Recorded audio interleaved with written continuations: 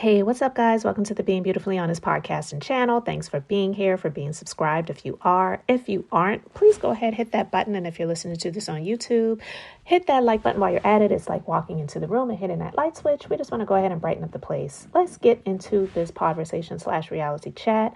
And guys, I just have some questions. And I'm going to be honest. On this most recent episode of Love and Marriage Huntsville, I wasn't really paying that much attention to every word that was spoken when Marsau met up with Latisha and whoever else they were meeting up with at this construction site to have a photo op for whatever the business venture was. I don't really remember what that was for. So I'm just going to be honest with you guys.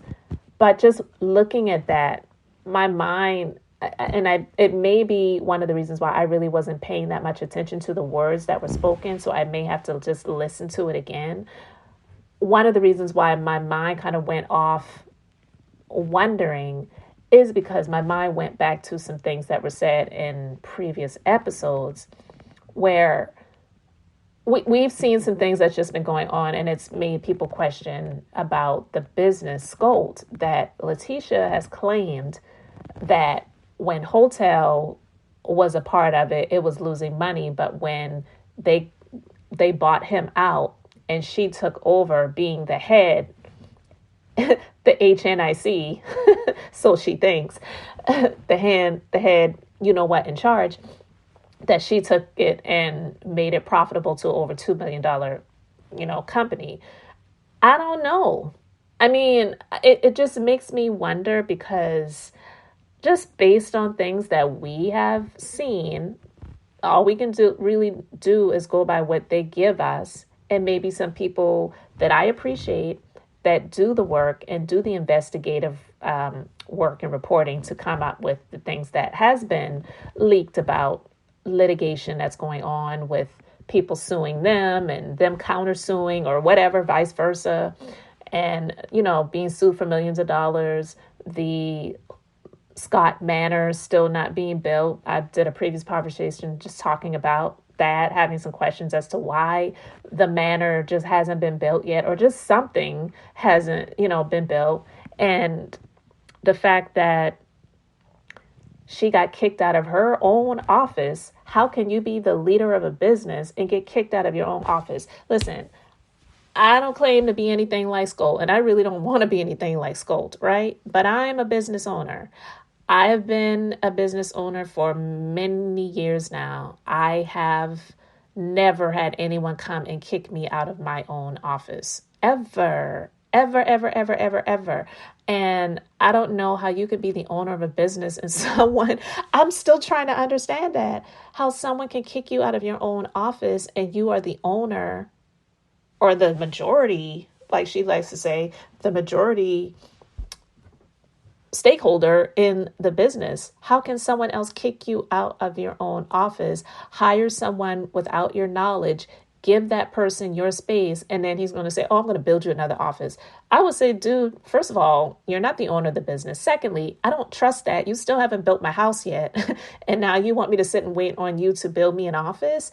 I'm just saying. And so when they were coming to this place, preparing for this photo shoot, it just to me is like, it's looking like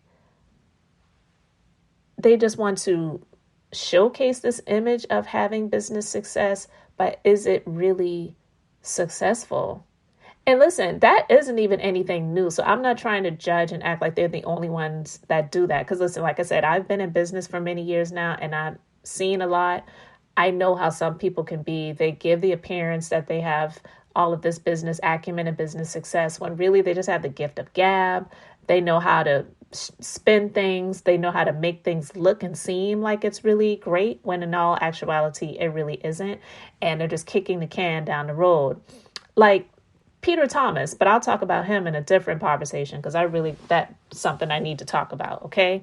But anyway, like I was saying, they come together to do this photo shoot, but yet he's telling her that she should just chill, not worry about everything that's going on with the business, because in a previous episode, he was discussing with her how she needs to not know everything when it comes to the money. She needs to not know everything when it comes to the bills that need to be paid for the business and things. And to me, when I was listening to that, to me, it sounded like he was hiding things and he didn't want her to know about it. Now, he says in that episode that he didn't want her to have to worry about things that really shouldn't be an issue or something that she should be concerned about. To me, it sounded like, yeah, maybe you should be concerned about a lot of things.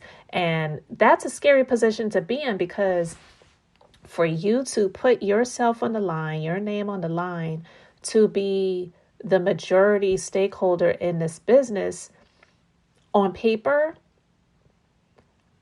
these businesses, these legal entities, these administrative services and everything else when it comes down to the taxes and all of those other things that are going on, banks, bank loans, lawsuits, litigation, as we've seen or heard about.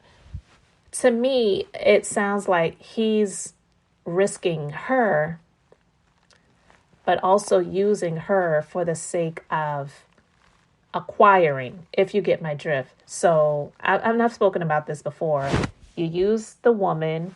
She's a double minority. She's an African American woman. So when it comes to things that you can obtain and acquire that are going to benefit you in your business, you use her. But then if things falter and fall and fail, then you can blame her or you can put her on the line. And then when people are coming after you guys, they're going to really be coming after her.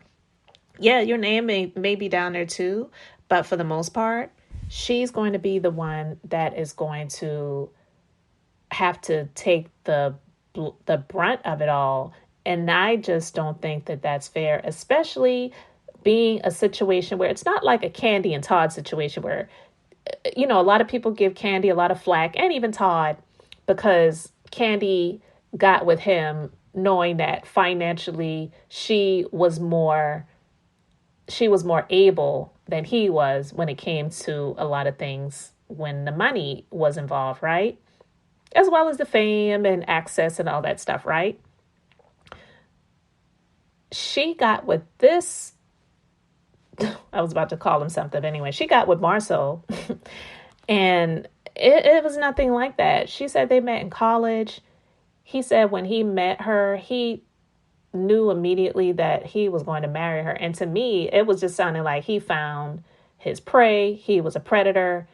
He knew that she was someone that was going to be a yes man type of woman. Anything you say, yes, yes, yes, yes, and even if she didn't like it. And she's tried to showcase that she is more independent than she really is over the years, but we all know that that's just a front, you know. And it's not even to speak negative about her. It's just the truth. So what they are showing us is this image of success, but they really need this show, in my personal opinion, because of the regular money that they are getting from being on the show. They're not showing us much in terms of what they like to call Black excellence. To me, it just looks like a business struggle. To me, it looks like family struggles and family issues. It just doesn't look like what I feel they tried to sell us in the very beginning when the show started coming on. Because I told you guys before, one of the reasons why I got interested in this show, and it was really by chance, I wasn't even really watching anything on the OWN network. So this show really has brought a lot of more viewers to this show, to this channel or this network.